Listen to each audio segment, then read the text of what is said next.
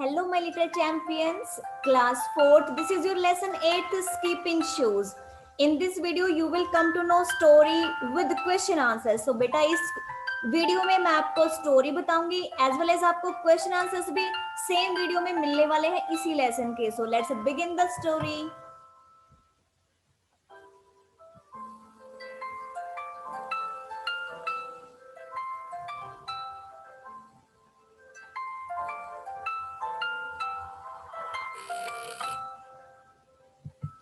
आपने सुना ही होगा कि कुछ बच्चे अपने पेरेंट्स का कहना बिल्कुल नहीं मानते.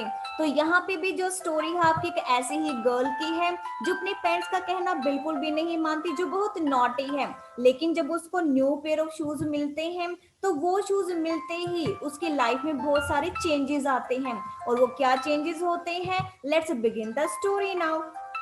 यहाँ पर जो गर्ल है वो क्या नेम है उसका, कीटी. सो कीटी जो है वो कभी भी किसी का कहना नहीं मानती. और जैसे ही उसको कोई भी काम के लिए बोलता है तो हमेशा क्या बोलती है, आई कांट, आई वुडेंट, कि भाई मैं नहीं करूंगी या मैं इस काम को नहीं कर सकती हूँ. तो हमेशा वो ऐसे ही बोलती रहती है. तो एक दिन उसके पेरेंट्स डिसाइड करते हैं कि उसको न्यू पेयर ऑफ शूज दिए जाएं.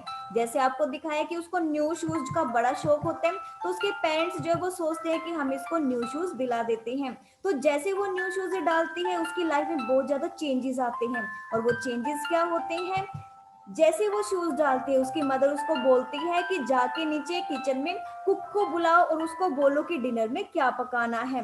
तो जैसे उसकी हमेशा के लिए हैबिट होती है कि भाई मैं नहीं बताऊंगी, ऐसे वो बोलने ही वाली होती है, तभी एकदम से उसके पैर अपने आप से उसके जो पैर हैं बिल्कुल नीचे स्टेयर से नीचे दौड़ के चले जाते हैं. मीन्स वो शूज जो होते हैं वो मैजिकल शूज होते हैं.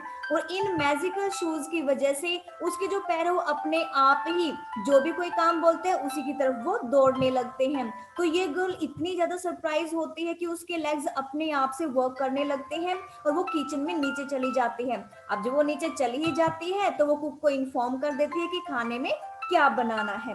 इसके जस्ट बाद फिर उसके फादर उसको बोलते हैं कि आपको पोस्ट ऑफिस में से मेरे लिए लेटर्स लेके आने हैं.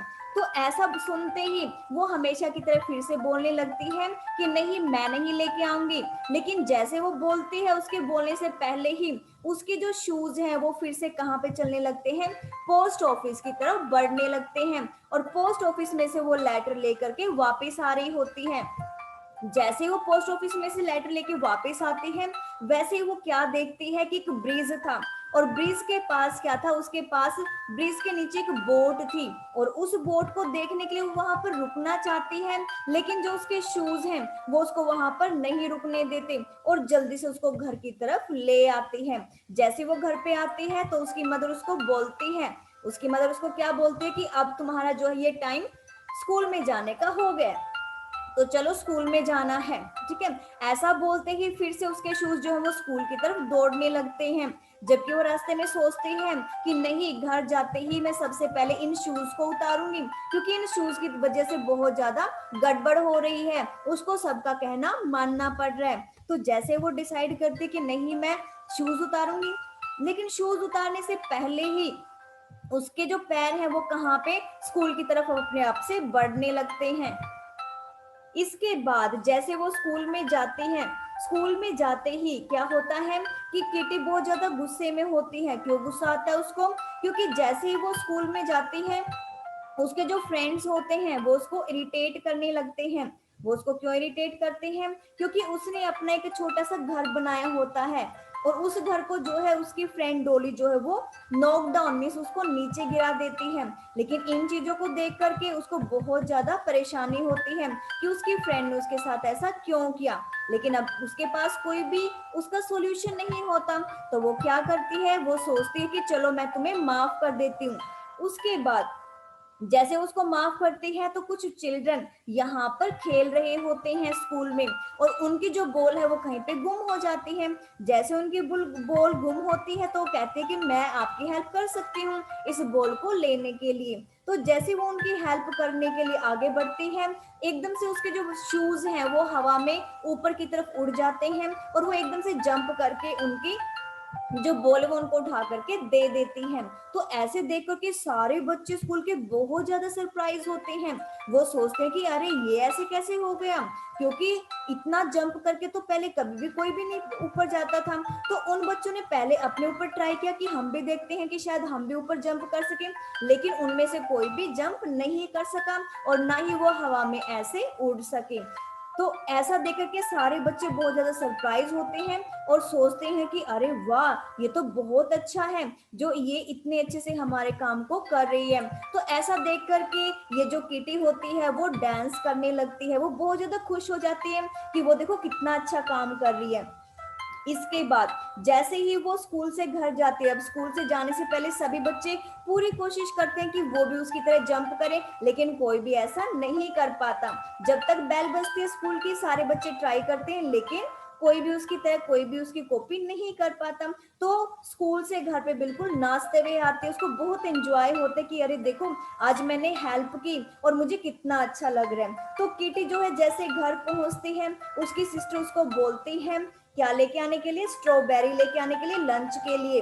तो वो कहती कि नहीं मैं बहुत ज्यादा थक गई हूँ, लेकिन जैसे वो ऐसा बोलती है उसके शूज उसका कहना नहीं मानते। उसके शूज जो है एकदम से उस तरफ बढ़ने लगते हैं जहां से कि वो स्ट्रॉबेरी लेके आ सकती है। तो वो वहां से स्ट्रॉबेरी भी लेके आ जाती है।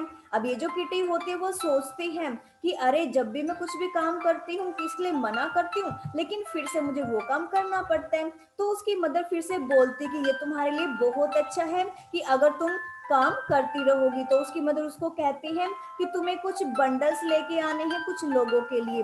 तो वो भी उसके लिए मान जाते, कहते कि हाँ ठीक है मैं ले आऊंगी। तो इसके बाद वो एक सॉल्यूशन पर पहुंचते हैं।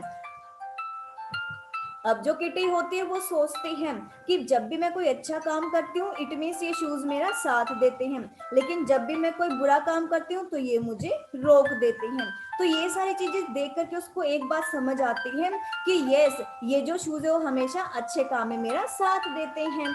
तो ऐसे वो समझ जाती है, तो अपनी मदर को बोलती कि ठीक है मैं आपका काम कर दूंगी, लेकिन क्या मैं रास्ते में कुछ एंजॉय करके आ सकती हूँ। तो उसकी मदर कहती कि हाँ बिल्कुल तुम कर सकती हो।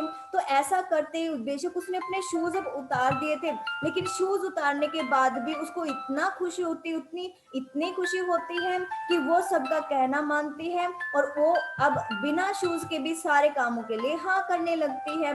तो यहाँ पर जो किटी है उसको एक ऐसा लेसन सीखने को मिलता है, एक ऐसा मैसेज मिलता है अपनी लाइफ का कि हाँ अब वो सारे अच्छे काम करेगी और वो किसी को परेशान नहीं करेगी। So this was the story. Now the turn is of question answers. So let's begin your question answers.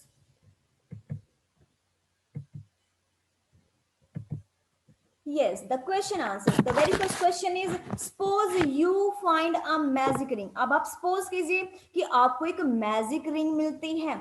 Okay तो आप उस मैजिक रिंग से क्या करेंगे या अपनी कौन सी 3 इच्छाएं पूरी करवाएंगे। जैसे होता है ना कि मैजिक रिंग से आप क्या क्या कर सकते हो, तो वो चीजें आपने यहाँ पे बतानी है। तो यहाँ पर बताया गया कि सबसे पहले आप क्या करेंगे, I would use the magic ring to finish my homework. भी सबसे पहले मैं तो अपना होमवर्क फिनिश करवाऊंगा अपने मैजिक रिंग से।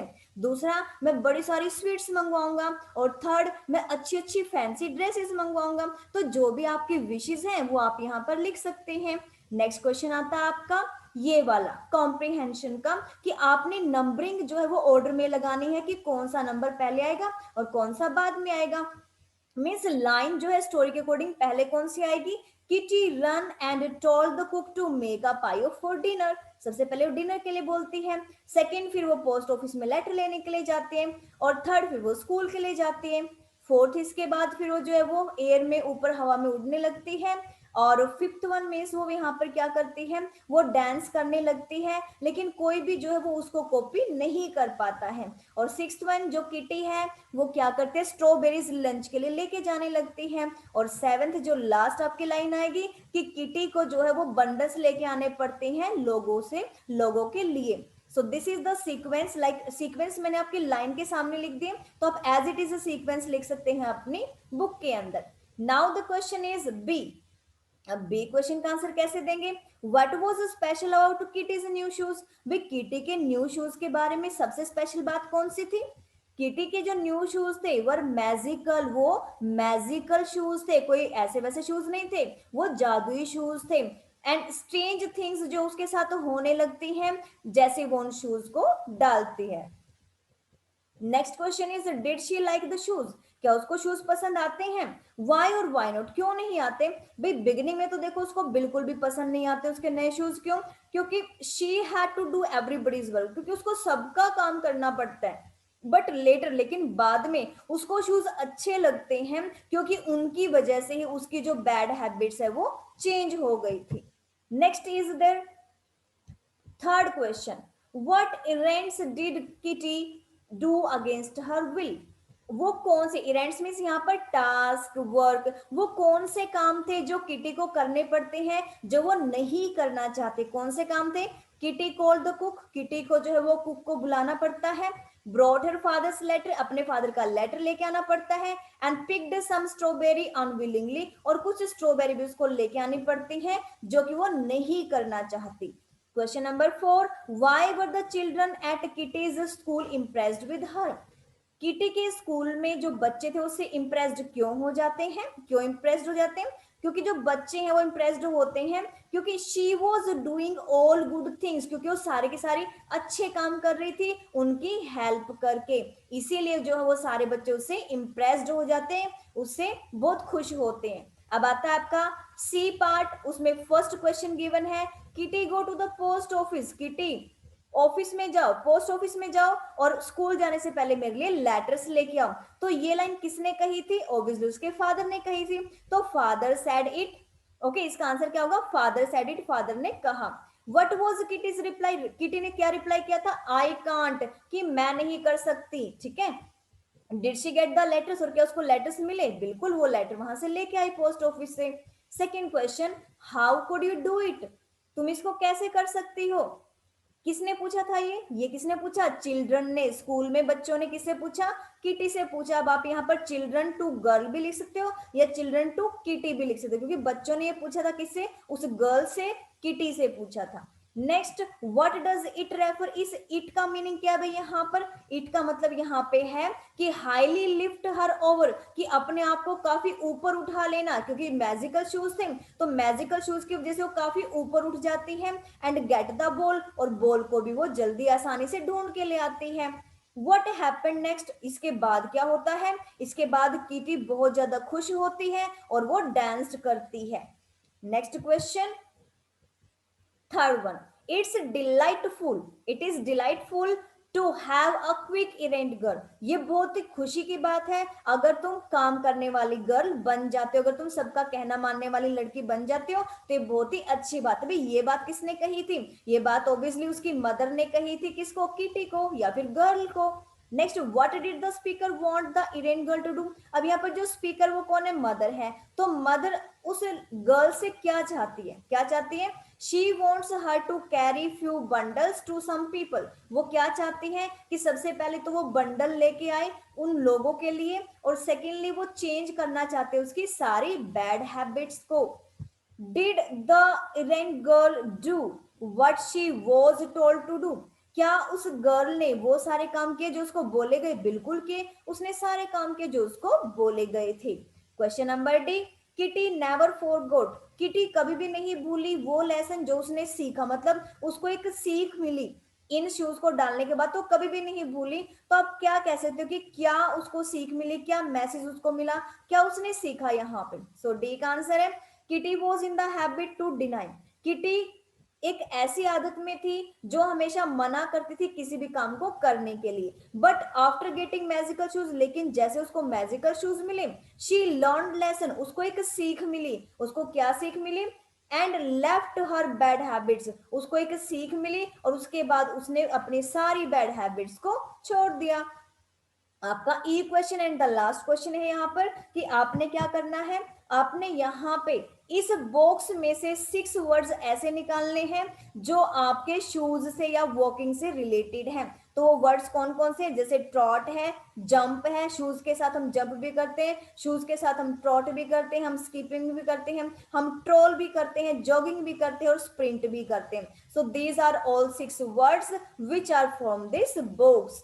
Okay, these are the question answers as well as the story of the chapter. Thank you so much beta for watching the video. And अगर आपके पास और कोई डिमांड्स हैं इस चैप्टर किसी नेक्स्ट चैप्टर से लेकर के, तो मैं उसके भी स्टोरी बेस्ड उसको बनाऊंगी और साथ ही साथ उसके क्वेश्चन आंसर्स भी मैं आपको दूंगी. थैंक यू सो मच बेटा.